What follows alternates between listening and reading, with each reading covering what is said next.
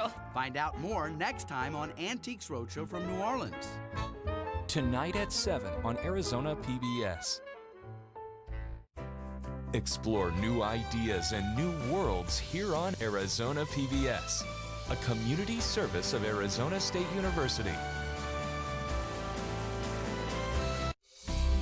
The easiest and best way to support Arizona PBS is by becoming a sustaining member. Your monthly contribution of $5 or more comes directly from your bank account or credit card, so you know your membership is always current. It also means no more renewal notices in your mailbox. So more of your dollars go to the programs you love. It's convenient for you, greener for us, and better for the planet. Become a sustaining member today. Coming up next on Arizona PBS, Life and World. Your favorite PBS shows, ready to watch when you are. Anytime, any place. Find more ways to explore than ever before. Coming soon to Arizona PBS.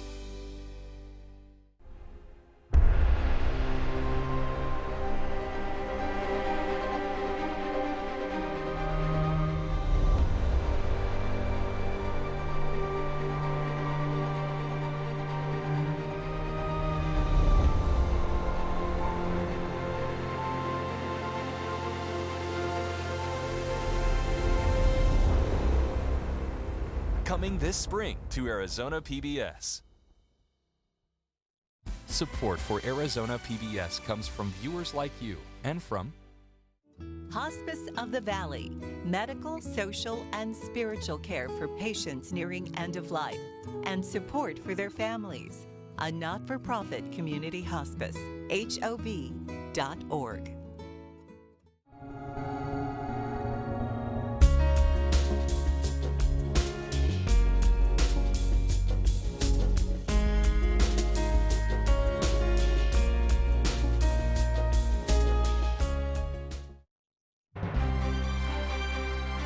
From the Cronkite Studios in downtown Phoenix, this is Cronkite News.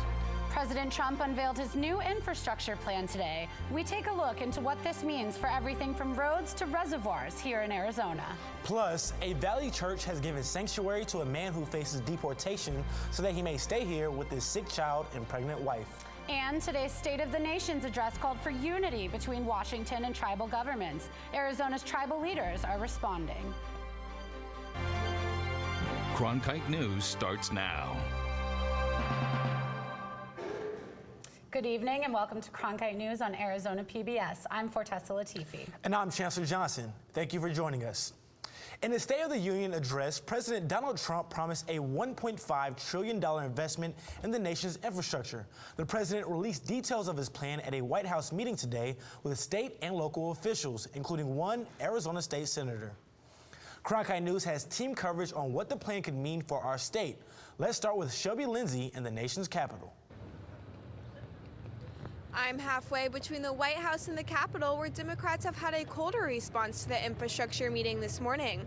But inside the White House was another story. The $1.5 trillion plan will actually involve only $200 billion of federal money. That is supposed to generate the rest in funds from state and local governments or private investors. A key part of the White House plan is cutting regulatory red tape to speed permits on construction projects. Arizona State Senator David Farnsworth said cutting red tape will give taxpayers a better return on their investment and make them more willing to fund projects. If we can show people that the government actually can get things done, then when we propose a small tax increase to cover infrastructure, I think they'll be excited and more than willing to do it.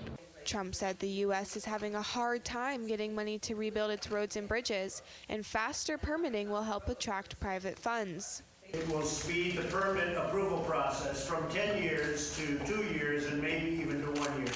Democrats blasted the plan, saying it would result in more tolls and fewer environmental and other protections. Representative Raul Grijalva said the plan is a little more than tired Republican talking points.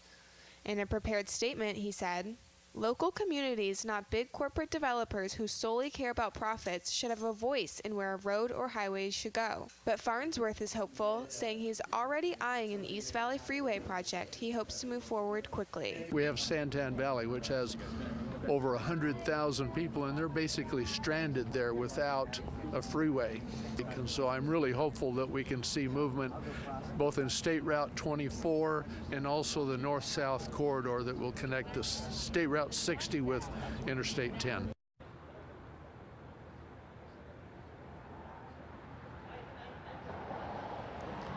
The infrastructure plan is part of the $4.4 trillion budget that was released today by the White House. Live in Washington, Shelby Lindsay, Cronkite News.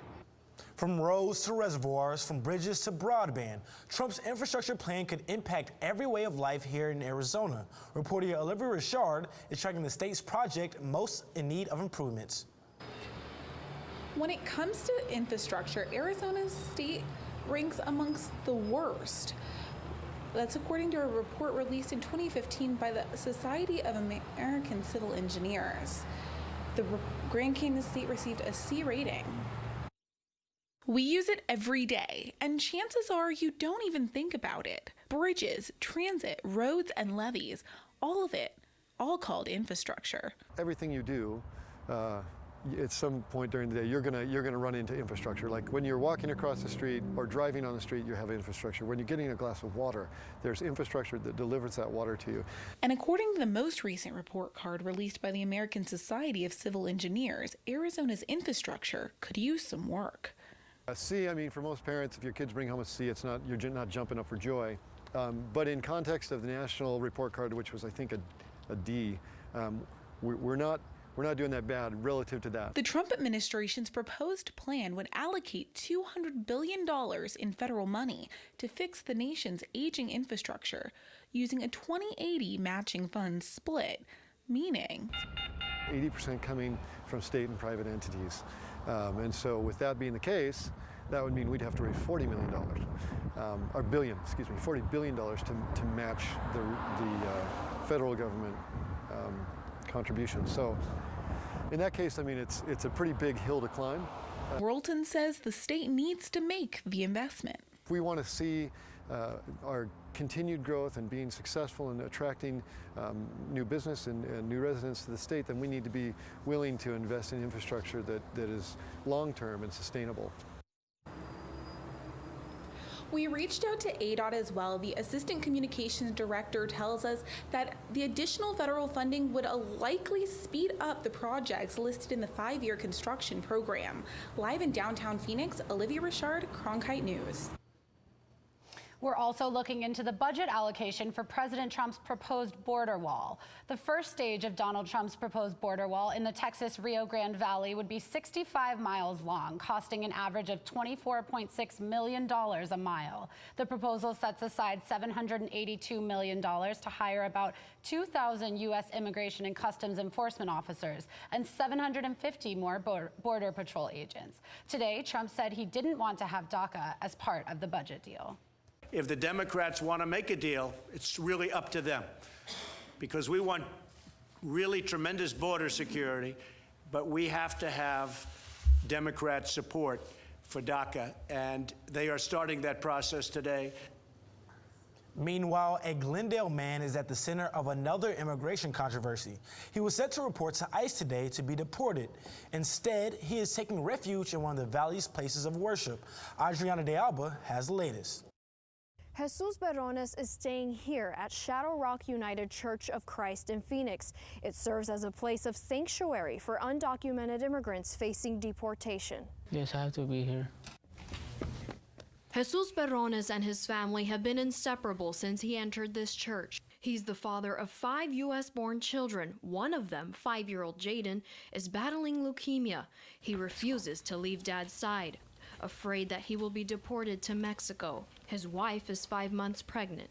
They need me so much that because I'm the only one that works, they need my protection. Berrones entered the church last Friday. He was brought to the U.S. as a toddler and considers this country home. He's the breadwinner of his family and works as an air conditioning repairman. He says there is no future for him in Mexico. It's gonna be hard, knowing that he's far from us.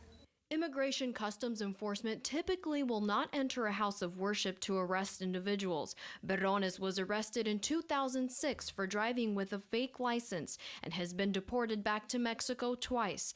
The Shadow Rock Church has provided sanctuary to 7 undocumented immigrants, including Berrones. He crossed the desert twice in order to be with his family. And instead of criminalizing him or demonizing him, he probably should be commended for the kind of parent he is. Berrones hopes ICE will cancel his deportation order so that he can remain here with his family. Berrones says he intends to stay here for as long as he needs to, and in the meantime has an attorney working on his case. In Phoenix, Adriana de Alba, Cronkite News. We reached out to ICE for a comment. They said they will be putting out a statement soon. At his State of the Nation's address today, the president of the National Congress of American Indians renewed calls for better relations between Washington and the nation's tribal governments. That message resonated with Arizona tribal leaders. Cronkite News reporter Ariana Bustos has more information from our Washington bureau. Gila River Indian Community Representative Franklin Pablo Sr. says he hopes lawmakers were listening to today's address. It's very strong, and I hope that basically the senators and congressmen were listening, because basically we need that unity to have that collaboration between tribal and the federal side of it. The tribal-federal relationship was a key point of the address by NCAI President Jefferson Keel. The first principle is to honor and affirm the federal-tribal relationship. This goes back to the very beginning of the United States. Tribal governments have always worked directly with the federal government, not through state governments. Pablo says the address hit all important points, but there is no single approach for dealing with Indian country. Well, it addressed a tip of it, but not all of it. But the reality is each tribe is unique in their own reservations, in their own government, but also within their own issues. Pablo is optimistic for the future of the Indian communities and says the NCAI gives a spotlight to important issues. Overall, Indian nations are strong, but the reality is that we still struggle here and there. But also is that for this NCAI, this is a place where we come to make things stronger for all Indian nations to address some of these issues. Reporting from Washington, Ariana Bustos, Cronkite News. Today's State of the Nation's address kicks off 4 days of meetings by tribal leaders with cabinet secretaries and lawmakers in Washington, and working sessions on everything from the Violence Against Women Act to the Farm Bill. 3 British tourists were killed Saturday when the helicopter crashed near the Grand Canyon on the Hualapai Reservation outside of the boundaries of the national park.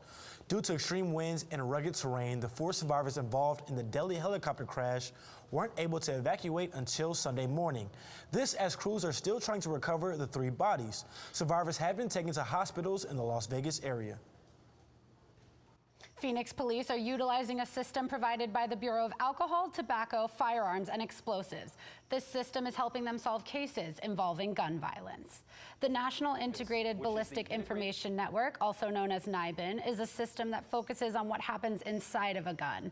This technology uses a new 3D HD machine where the task force inserts the physical bullets and casings to get digital images. By entering this image into NIBIN, they can compare those images with others in the database to link the gun from one crime to others.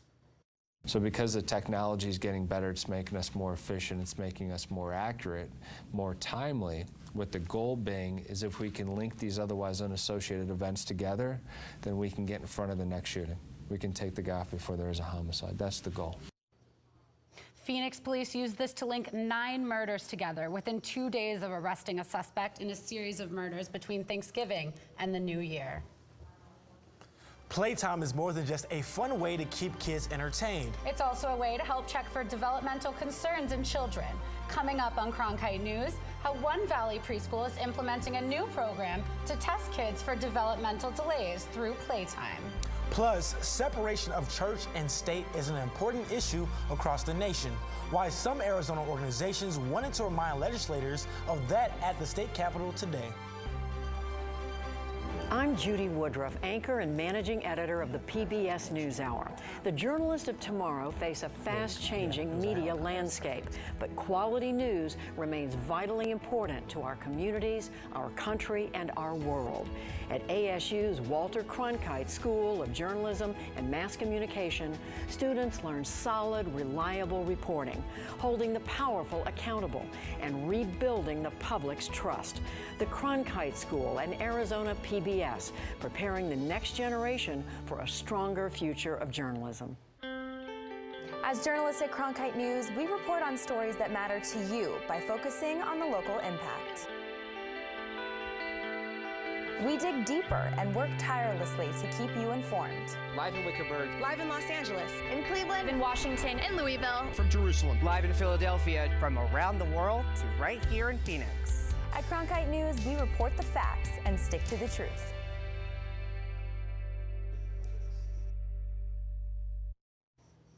Local farmer Tim Dunn has been chosen to replace former Representative Don Shooter in the Arizona House of Representatives. Shooter was a Republican state lawmaker who was expelled due to sexual harassment allegations. The Yuma County Board of Supervisors selected Dunn to fill the position in the 13th Legislative District. Dunn is a grain and vegetable grower who also runs a seed marketing business. He will be sworn in immediately and will serve through the end of the year.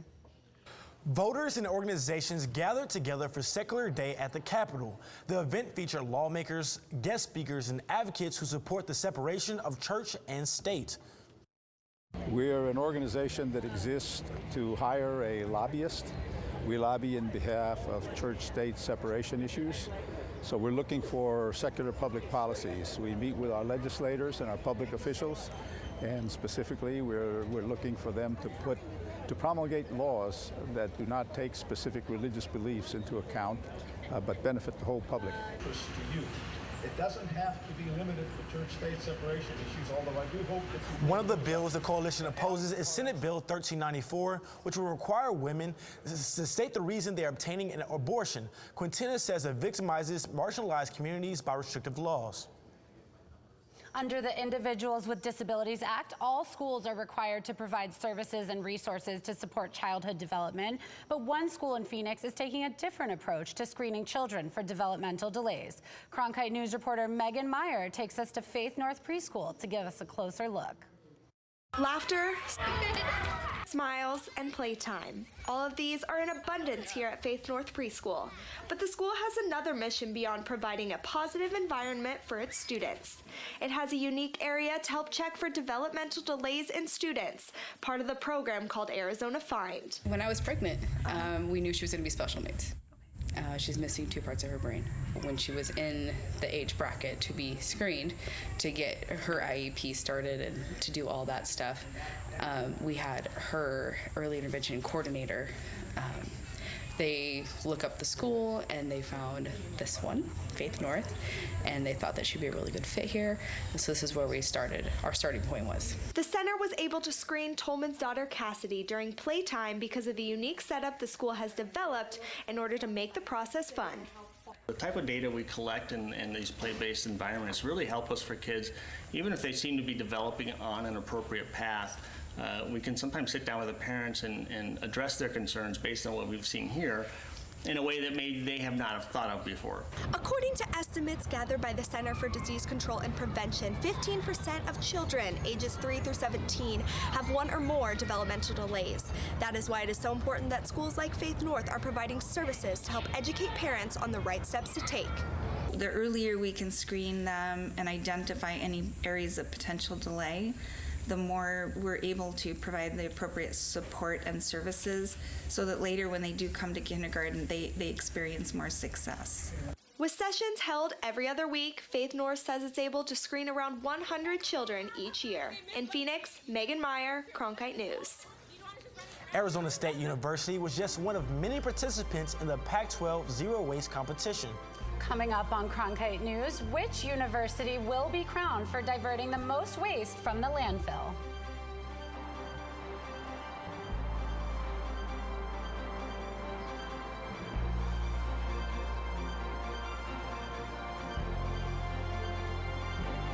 Hyman's host and managing editor of Arizona Horizon. Join us each weekday at 5:30 and 10 as we bring you the top newsmakers who impact the state. We cover the stories in depth that shape and affect our local communities, and we take the time to ensure that all voices are equally heard. For more than 30 years, Arizona Horizon has been your voice and your source for what matters most, right here on Arizona PBS. By the year 2050, there will be more plastic in the ocean than fish. Before Professor Halden, I had an insane amount of passion, but I almost felt helpless because I didn't know how to use it. Professor Halden gave me a chance to make a difference. Being at a place like ASU allows you to take these big leaps. Ultimately, the biggest problems in the world cannot be solved alone.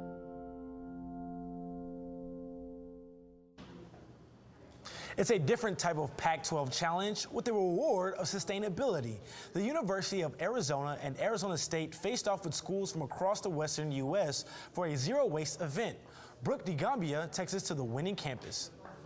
There is a big push for sustainability on college campuses, and the Pac-12 is at the forefront. The conference holds a zero waste competition, which crowns the university that can divert the most waste from a landfill and use innovative, sustainable techniques during a single football game. Getting athletics to think about environment is two groups that don't usually focus with each other.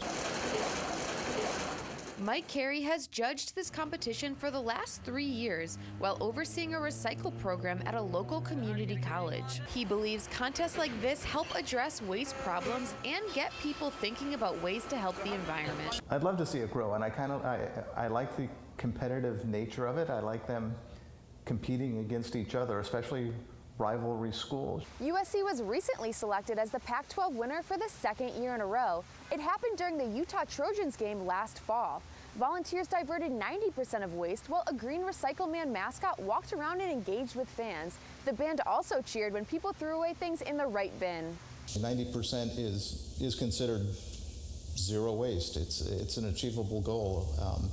If USC can do it, the rest of the schools can too. USC is part of the Green Sports Alliance, which inspires professional sports to go green. Randolph Yu thought it was important to start a sustainability club on USC's campus. In the last 100 years, we've had great, economic booms and progress and all of that, but that comes at a cost.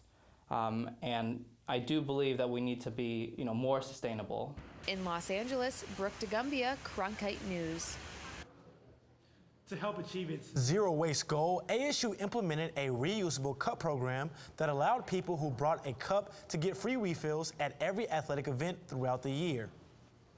Well, the clouds have been hanging around the valley all day. Now the question is, will it rain? Holly Bach is tracking our forecast. And a cloudy and cool day it has been out there today. Now, some parts of Arizona have already experienced some rainfall, even snowfall up north actually, but not anything here for us now in the valley. And although it has been pretty chilly out there, we have seen cloud coverage throughout the entire day. And in Arizona, we can't complain too much about our cool temperatures because we were the third warmest state in the U.S. today, just behind El Paso and Miami. And the folks up north, 2 degrees in Bismarck, North Dakota, and 3 degrees in Billings. And right now we are sitting at 65 degrees here in Phoenix, 66 in Tucson, and 33 degrees in Flagstaff. Now, as we continue through our night, our low here is going to get to the 50s. However, as we rise back up tomorrow evening, we will hit 70 degrees in Phoenix just around 5 p.m. tomorrow. Now, because of the winds that are blowing up from the south and there is a weather system coming in from the northwest, we are experiencing high levels of moisture, which might give us a chance of rain here in the valley. In fact, tomorrow there is a 30% chance of rain here in the valley. Wednesday and Thursday, there will be a 20% chance. And on Friday, we are clearing out of all rainfall. And that was Cronkite weather. An Israeli self-defense class is on the rise here in the valley. Coming up on Cronkite News, how women are using Krav Maga to fight back against sexual harassment.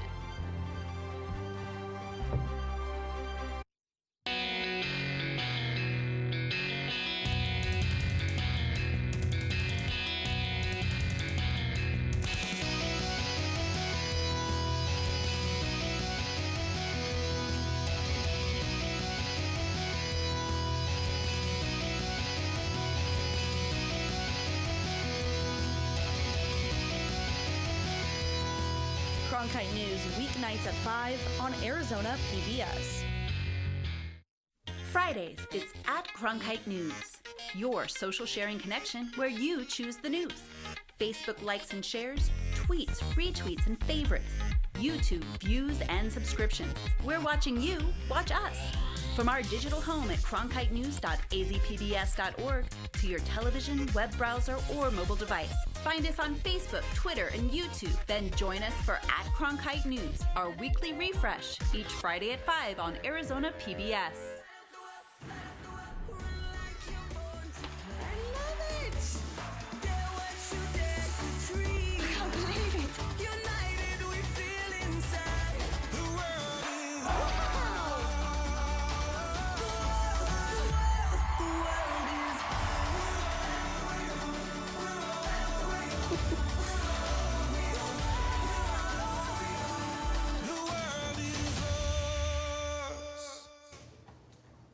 The Me Too movement and many sexual assault accusations have sparked awareness and action around the world. Here in Arizona, some women are making moves, literally, to protect themselves. Reporter Nicole Gutierrez has the story.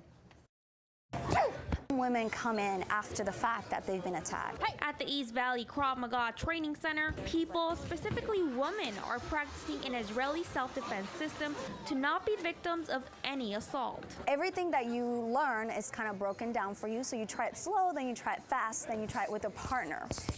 And it was a very simple method so that anyone from any background, any age, any physical fitness level could learn in a shorter time frame.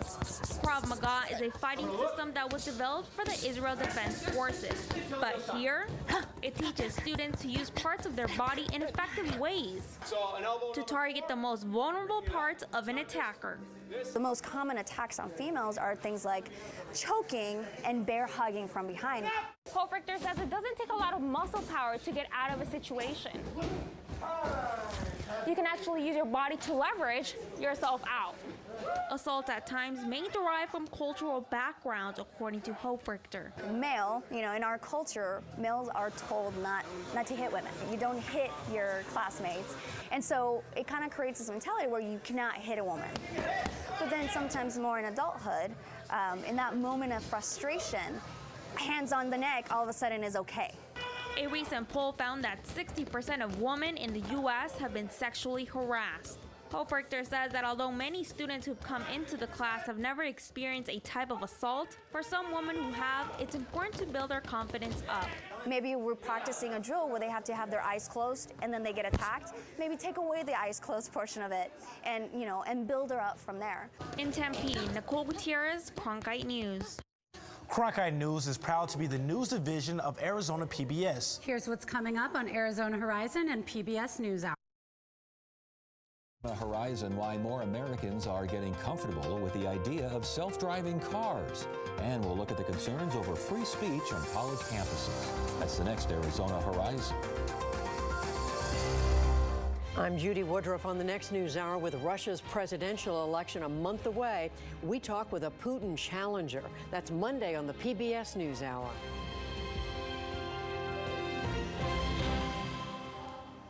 That's it for Cronkite News tonight. Thanks for joining us. For top Arizona stories anytime, go to cronkitenews.azpbs.org.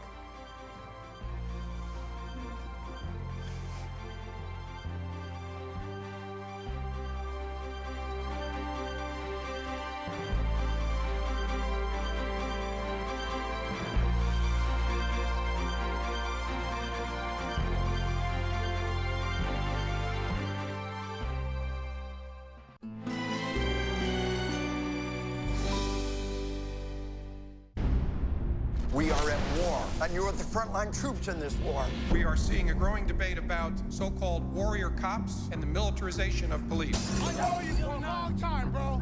A long time. And y'all still killing us. Do not resist. Tonight at 11:30 on Arizona PBS. Explore new ideas and new worlds here on Arizona PBS.